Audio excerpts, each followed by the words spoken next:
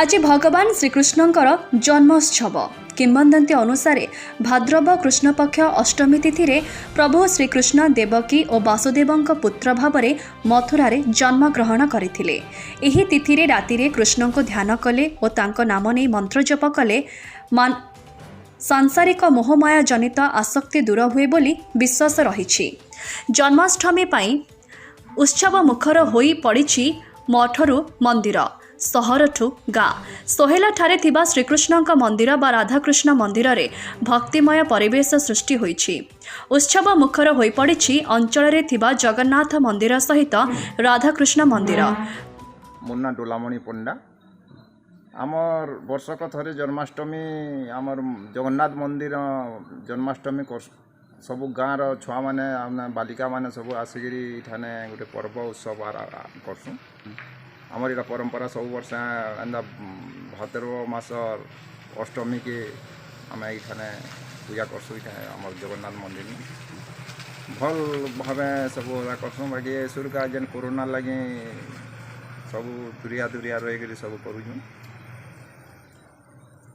बोले महाप्रभु को इटा कांदा कांदा हिसाब पूजा करासी दुली दुला काना काना इटा हमर महाप्रभु के हमर से इटा वसुदेव जने बाहरसु वसुदेव से महाप्रभु के धरि करी आसन बाटे से उग्रेसन भी जुगबा ताके से महाप्रभु देखा देबे ताके माल्य अर्पण करबे तापरे महाप्रभु आसबे मंदिर निके मंदिर दुली सब रेडी होइतबा दुली गीत हेबा दुली गीत होकर सेन सब छुआ मैंने दुली गीत गई हुलहुली पारे करी सब महाप्रभु के दुली झुलाबे महाप्रभु के सेकबे दीप जाली करी दीप धूप देकर गुरस तीन देकर मैंने फूल चंदन देकर महाप्रभु के सेकी करी दुली गीत गई करी महाप्रभु के झूले करी सब उत्सव पालन कर।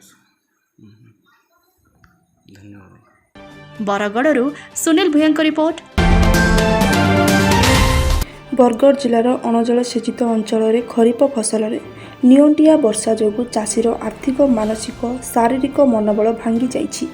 धान चाष विफल होगा पर चाषी पनीपरिबार किछि आय करी आर्थिक सुधार करिबा पई उद्यम करथिले किंतु ताहा मध्य फेल मारिछि।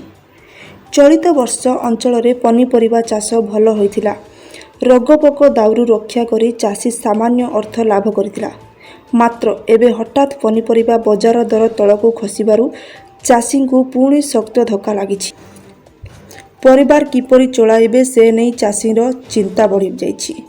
प्रशासन धानर विकल्प फसल रूपे पनीपरिबा चाष पई चाषी को उत्साहित करुथिबा बेले उत्पादन हेउथिबा पनीपरिबा विक्रय किंबा रखिबा पई व्यवस्था करुनाहांती। एणु चाषी माने बहुत असुविधार सम्मुखीन होई जीवन यापन करुछंती। ए अंचल जलसेचनर स्थायी व्यवस्था रहिबा सह पनीपरिबा रखिबा पई शीतल भंडारर व्यवस्था करा जाउ बोली चाषी माने दाबी करुछंती। बाबा तुमर ना का ना दबारचंद पटेल केन गा भारतर मा बोले इरा काना करूछ खरा रे एते इटा साग टुलु छे केते जगै छ साग इटा पड़तु जगै छ उते इने साग नेगरी केन के बिकसो इटा गाँ गली बिकसो हाट के नसो केजी केते लखा केजी कुड़े केजी ते बिकसो का का ते बिकसो हाता भी बिकी देसो गाँ गली धानर चोल रो। हाँ तमे की अछ हमें बुढ़ा बुढ़ी दुईटा आ तमर छुआ पिला जी छुआ पिला दुईटा से माने केन अछन एन अच्छा सब ठाने ती रहुजो नहीं हम अलगटा अच्छा तमे बुढ़ा बुढ़ी अलगटा अच्छा बेले केंदा कर चलसो ई साग डाल बिकी करी हो और सरकार नु जे चौल घर घुरा काना पैसो कि नहीं। हाँ हाँ चल देसी हो टंगा भी देसी से भत्ता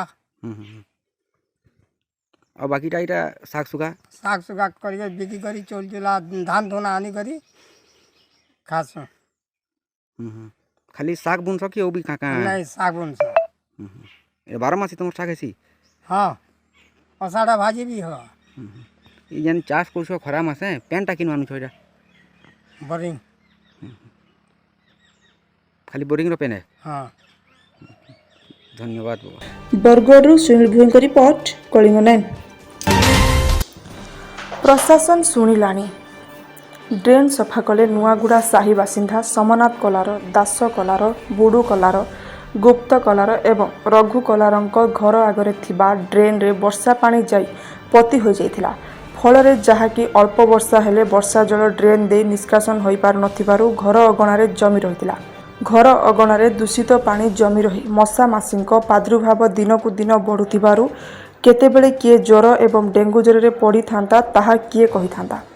ଏପରି ପରିବେଶ ବର୍ଷ ବର୍ଷ ସଂଖ୍ୟାରୁ ପ୍ରଶାସନିକ ଅଧିକାରୀମାନେ ଅଣଦେଖା କରୁଥିବାରୁ ଡ୍ରେନ୍ ସଫା କଲେ ସାହି ବାସିନ୍ଦା। ନିଜ ନିଜର ଘର ଆଗରେ ପୋତି ହୋଇଥିବା ଡ୍ରେନ୍ କୋଦାଳ ପୋତି ହୋଇଥିବା ମାଟି କଢ଼ାଯିବାରୁ ବର୍ଷା ଜଳ ଡ୍ରେନ୍ ଦ୍ୱାରା ବହିଯାଇ ପରିବେଶ ରୋଗମୁକ୍ତ ହୋଇଥିଲା। ଉକ୍ତ କାର୍ଯ୍ୟକ୍ରମରେ ସ୍ଥାନୀୟ ବାସିନ୍ଦା ରମେଶ ପଟ୍ଟନାୟକ ସାହି ବାସିନ୍ଦାଙ୍କୁ ପରାମର୍ଶ ଦେଇଥିଲେ। ଡାବୁଗାଁରୁ କହ୍ନୈୟାଲାଲ ଗୁପ୍ତାଙ୍କ ରିପୋର୍ଟ, କଳିଙ୍ଗ 9।